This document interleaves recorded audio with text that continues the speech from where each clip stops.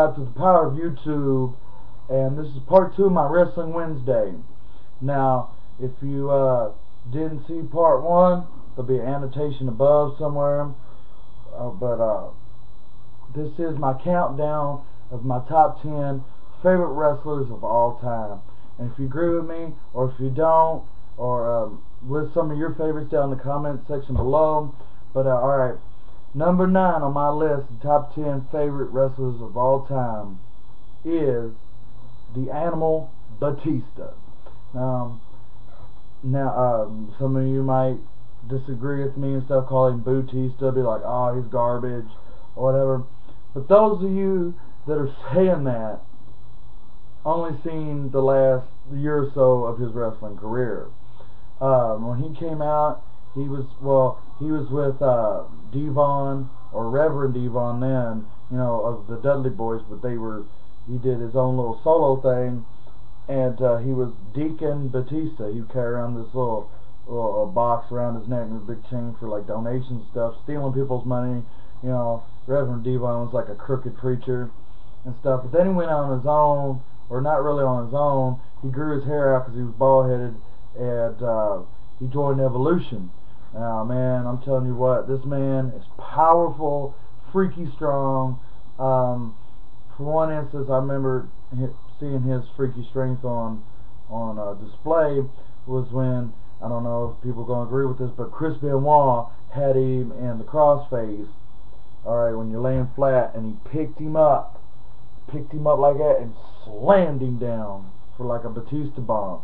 This man was freaky strong. Chris Benoit's like, oh, he's like 6 foot tall, only 230 pounds. I'm like, yeah, but let me see you lift a man that 230 pounds like that with one freaking arm, okay, dude? This guy was freaky strong. He's powerbombed Mark Henry, slammed him. He has busted him open. There was a little rivalry there where it kind of turned real because Mark Henry injured Batista legitimately when he slammed him up against, slammed the cage door against Batista, like ripped the cage door off and like boom, tore his tricep, legitimately injured Batista. But Batista is a beast. Back then he had the look. He's like 6'5". The heaviest he's ever weighed was like 375, and that's when he was trying to be a professional bodybuilder. But then he got like dropped down to like 350, 6'5", 6'6", somewhere like that. Huge dude, had the black spiked hair and all the tattoos. But now, his head looks like a potato and his face is all shrunk in. And if you paint him green, he'd be able to play Shrek in a live-action adaptation. Sorry, Batista, I'm just saying, don't hurt me.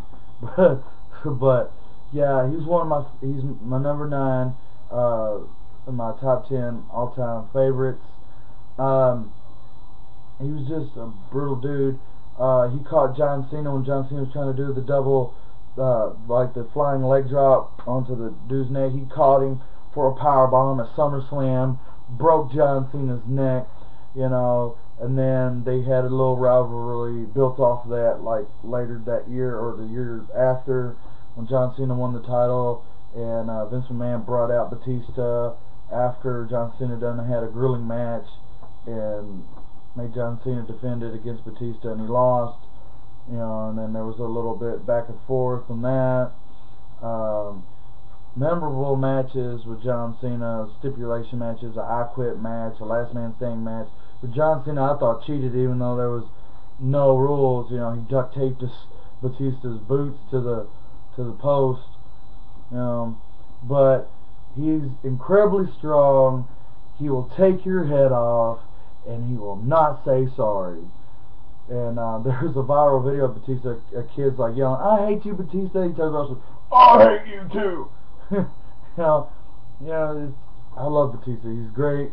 If I ever see him in real life, I hope I have enough money to where I could pay him to powerbomb me through a table.